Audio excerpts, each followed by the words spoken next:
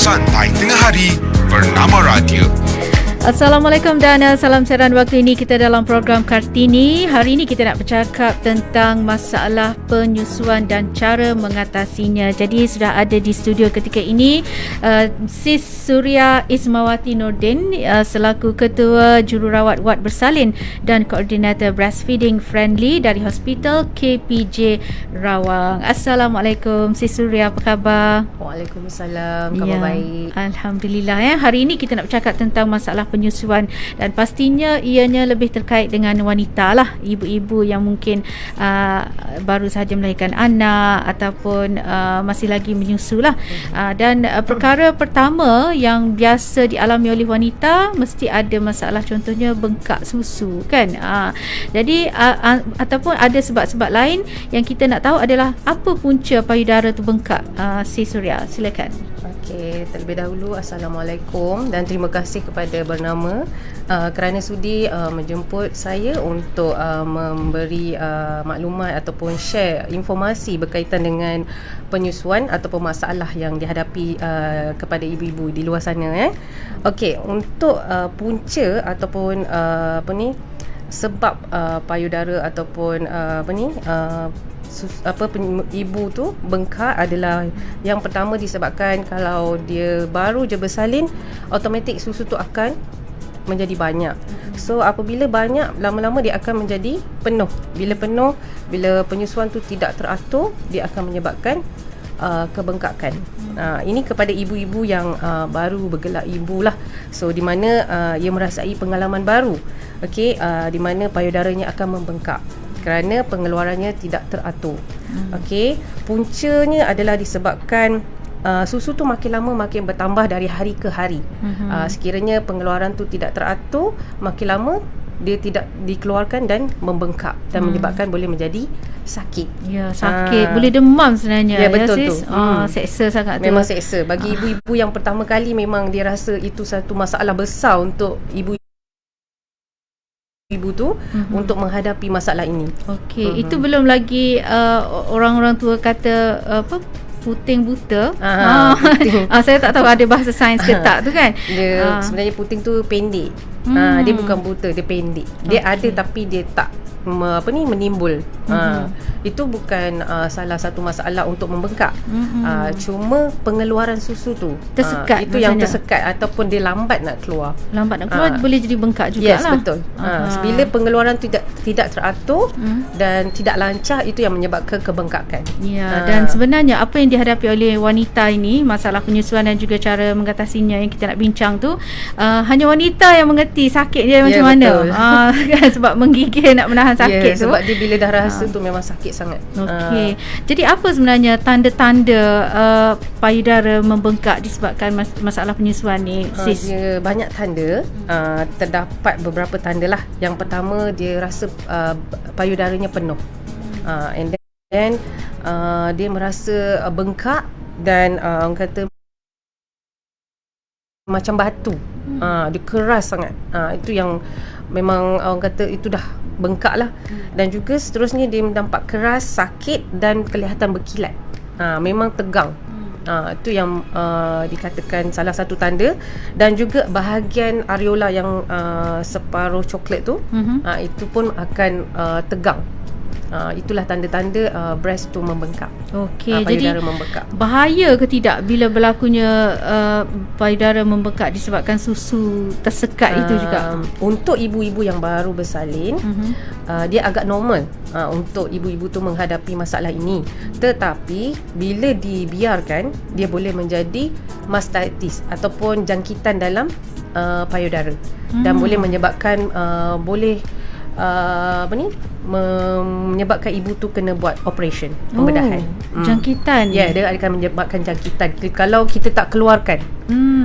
Itulah masalahnya. Okey, kalau tak keluarkan maksudnya dia akan menghasilkan susu yang mungkin expired ke macam mana? Bukan expired, dia akan bernanah. Dia akan timbul punca-punca lain ke, Sis? Sebab saya ada dengar ada yang macam seorang ibu yang kematian anak, jadi susunya tak dapat diberi kepada orang lain dan mungkin masa tu dia tidak tahu cara nak mengeluarkan susu tu. Jadi dia jadi kanser. Untuk menjadi kanser tu dia tahap yang lama, lambat. Tapi untuk pertama tu adalah mastitis. Maknanya radangan pada payudara.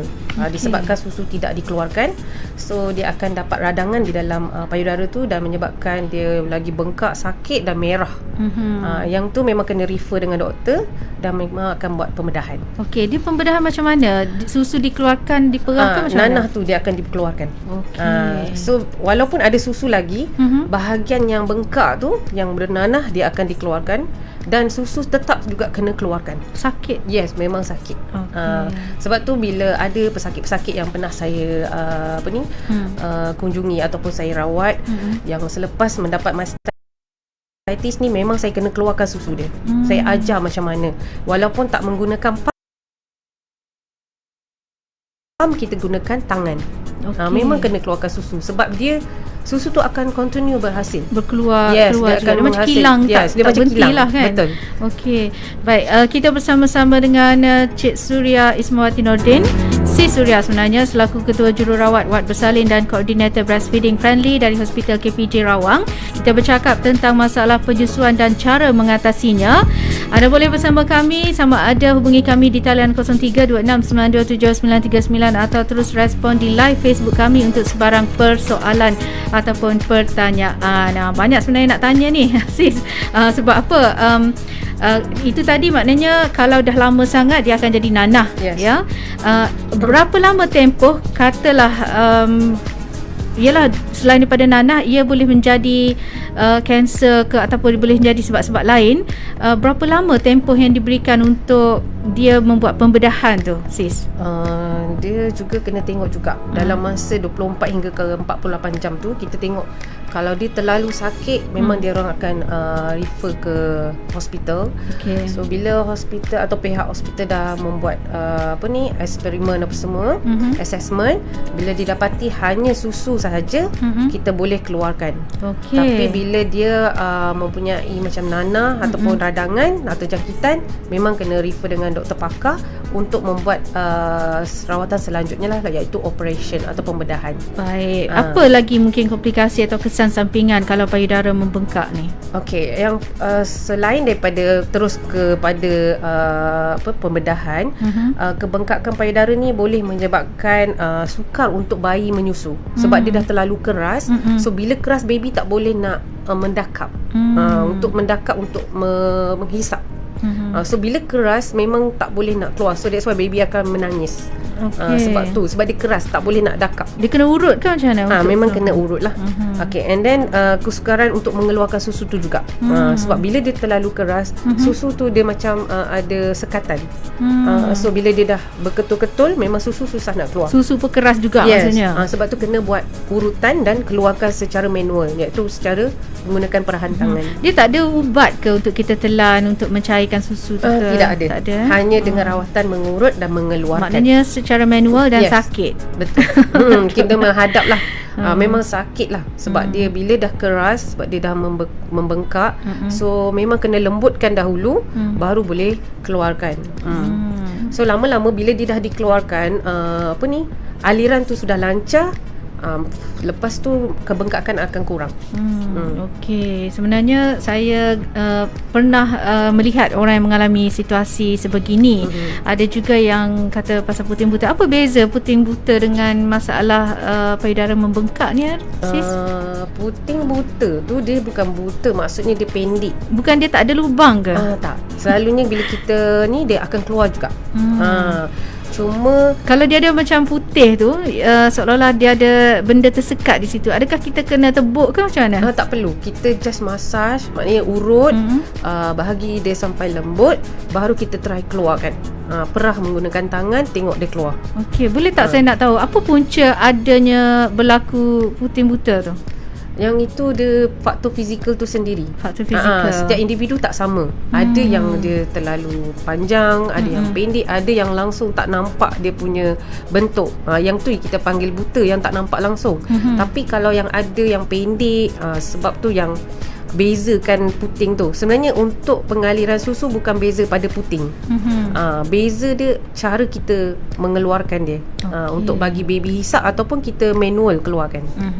Baik, apa kesan kalau ada setengah wanita ni dia tak suka menyusukan anak sebab dia nak jaga badan, dia tak nak badan dia kelihatan macam tidak cantik lah maksudnya di situ. Apa kesan tidak menyusukan anak sedangkan dia ada susu untuk disusukan kepada anak mereka? Kesan dia itulah yang saya cakap. Yang pertama bengkak dan boleh menjadi mastitis ataupun radangan. Kalau dia tidak memberi bayi menyusu. And then satu lagi, sebenarnya dia terbalik tau. Sebenarnya menyusulah yang membuatkan mak tu ada bentuk badan dia balik. Dia kembali kepada asal. Sebab zat apa semua baby ambil kan daripada penyusuan. Itu sebenarnya salah faktor yang mereka faham. Sebenarnya penyusuan lah yang menyebabkan mak tu boleh balik kepada bentuk asal.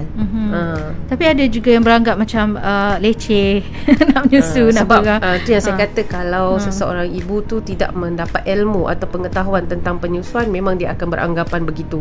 Tapi sekiranya ibu tu faham apa kepentingan penyusuan, memang dia akan meneruskan penyusuan tu. Sebab penyusuan ni amat penting kepada ibu dan anak. Untuk bayi dia mendapat semua nutrisi. Kalau untuk ibu, pertama dia akan mengempiskan dan membentuk ibu kepada bentuk asal. Kedua, dia memberi ibu tu berasa sihat, segar untuk ibu tu lah. Dan seterusnya mengecutkan rahim dengan cepat. Baik. Bila bercakap tentang mengecutkan rahim tu, saya percaya ramai di antara ibu-ibu yang pernah melahirkan anak ni, bila susu paling awal tu, susu tu lah yang paling berkhasiat, banyak berkhasiat. Yang kita panggil kolestrum. Kolestrum. Jadi bagaimana cara mungkin sis untuk kita atasi masalah bengkak payudara? Mungkin masa awal sebelum sebelum bersalin tu dah diberi ilmu lah ya. Betul. Kena pergi kelas ataupun kita panggil kelas antenatal atau parent craft class. Saya ada juga mendapat saya tak tahu ilmu ni ilmu orang terdahulu ataupun ini adalah ilmu sains. Dia mengatakan kalau kita hampir nak bersalin tu, kita kena buat urutan di payudara supaya susu kita lebih lancar, tak ada masalah puting buta dan sebagainya. Betul ke sis? Bagi pendapat saya, kena berurut. Urutan tu sebenarnya bila kita breastfeed tu, sebelum breastfeed tu kita memang kena urut lah. Sebab untuk bagi lancar dan baby senang nak hisap. Ni sebelum bersalin lagi? Sebelum bersalin tak perlu. Sebab dia akan merangsang contraction. Early labour. Maknanya nanti dia merangsang ibu tu bersalin awal. Sebab tu kita tak galakkan mengurut breast sebelum bersalin. Kena mengurut selepas bersalin. Pengalaman sebagai seorang ketua jururawat wad bersalin ni, apa lagi mungkin masalah yang biasa timbul bengkak payudara dan juga cara untuk mengatasinya? Baru-baru ni saya ada merawat seorang ibu di luar sana lah. Dia berjumpa dengan doktor. Dia menghadapi bengkak susu. Sebenarnya dia dah hampir sebulan bayi dia. Anak nombor 4, di mana dia menghadapi kebengkakan lah. Dia kata dia dah menghadapi bengkak tu seminggu. So lepas seminggu baru dia berjumpa dengan hospital lah, pihak hospital. And then pakar refer dengan saya. So saya berjumpa dengan ibu tu. So saya pun buat rawatan selama 3 jam tau untuk meleraikan atau nak menguruskan kebengkakan dia tu. Memang susu dia bagus. Sebab doktor dah scan, memang tak ada nanah, cuma kebengkakan. Sebab dia berketul. Banyak memang sangat keras. ke macam mana? Dia tak tu banyak. Cuma dia ada certain tempat yang bengkak. Tapi dia kata sakit. Bila dia refer dengan saya pun membuat rawatan lah. So saya kena urut dia secara manual dan memerah secara manual. Kita tak boleh menggunakan pump ya kalau bengkak. Sebab bila kita gunakan pump, kita akan stimulate lagi, kita akan merangsang susu tu akan lagi baru banyak keluar. So bila susu baru terhasil, dia akan stuck. Bila stuck dia lagi bengkak. Macam tu pula Ya betul. Sebab tu kena guna manual ataupun guna tangan. Baru susu tu akan flow dia smooth, maknanya melancar dan terus keluar dengan cepat. Barulah boleh, seterusnya baru boleh pakai pump. Kalau masa keras tak boleh pakai pump. Dia akan terlalu over. Maknanya kita merangsang dia lagi banyak. Maknanya setengah buang tu kilang baru pula. Yes, nanti dia hasil lagi. hasil lagi. So nanti mak tak Aduh. dapat rehat. Sebab tu kita bila breastfeeding tu mak kena menyusu bayi tu dengan kerap. Kalau untuk elakkan kebengkakan ni, sebenarnya ibu-ibu di sana atau di luar sana kena menyusu dengan kerap. Okey. Apa punca orang yang banyak susu ni? Adakah sebab faktor pemakanan atau faktor keturunan, sis? Penyusuan susu banyak ni dia semula jadi. Semua jadi. Pengaliran darah. Maknanya orang tu dia dari segi pemakanan yang dia ambil ke, ataupun memang dirinya memang selalu macam tu. Faktor tu sebab penyusuan dia lah. Maknanya bila dia kerap menyusu, susu dia lagi banyak. Okay. Dengan faktor pemakanan jugalah. Sebab ada orang yang memang susu sedikit. Betul. Itu sebab faktor apa pula? faktor dia tu kurang kerap menyusu. Atau dia kurang minum? Itu sebenarnya kurang kerap menyusu. Okey. Sebab aliran susu tu disebabkan hisapan. Kalau bayi kita menghisap, lagi kerap, lagi banyak susu tu akan terhasil.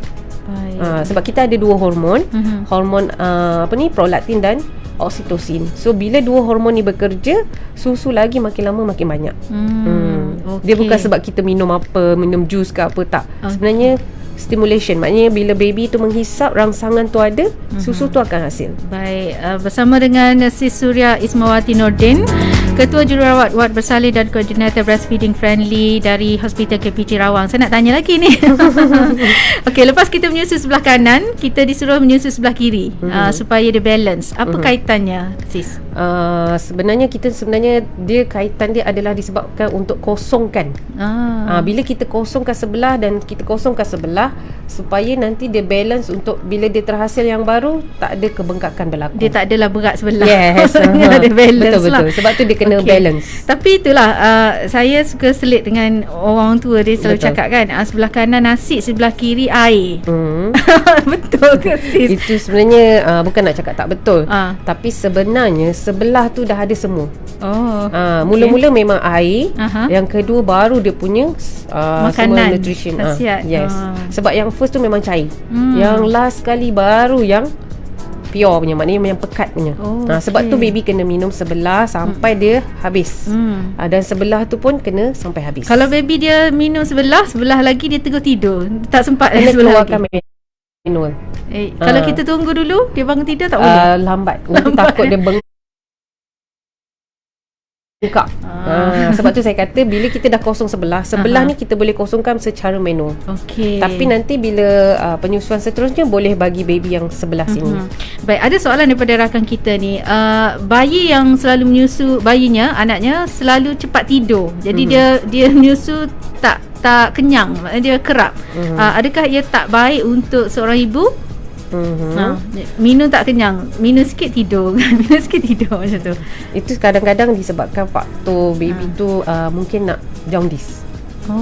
Sebab tu baby cepat nak tidur. Dia mengantuk. Sebab tu ibu kena kejutkan, kena kejutkan, usik-usik, buka dia punya baju, buat skin to skin balik. Maknanya buka baju dan buat kulit ke kulit supaya baby tu alert, yang tu adalah mak dia. And then dia akan rasa berbau mak dia, dia akan cari mana breast mak dia. Sebab kita kena bagi dia aktif. Kalau dia tak aktif, dia tak akan lapar. Sebab tu baby cepat tidur sebab dia rasa dia selesa, and then dia rasa kenyang lagi. Sebab tu kita kena bagi dia aktif. So kita kena kejut dia setiap lepas 2 jam, kena bangunkan dia. Sebab tu baby bila dia, and then lagi satu, kalau cara lekapan tu tak betul, lama-lama baby penat, dia tidur. Dia bukan kenyang, tapi dia dah penat. Sebab dia tak dapat. So lama-lama dia dah penat, dia tidur. Sebab tu kena lekapan tu kena betul. Baik, akhir sekali mungkin tanda-tanda bayi mendapat cukup susu dari ibunya, sis, bagaimana? Okey, untuk tanda-tanda tu, yang pertama kita tengok pelekapan bayi tu. Bila dia hisap dengan tenang, dia tak meragam, and then dia hisap dengan lama dan terus tidur, maknanya dia dapat dengan betul lah. Maknanya dia cukup susu. And then tengok dia punya pembuangan air kencing dan buang air besar dia kerap ke tidak. Baik. Kalau kerap, maknanya dia mendapat susu dengan cukup. Baik. Ada soalan lagi ni kepada Sis Suria daripada Hamimah. Dia tanya, Sis, bagaimana selepas 2 tahun tapi anak masih nak menyusu? Adakah susu yang keluar tu masih berkualiti?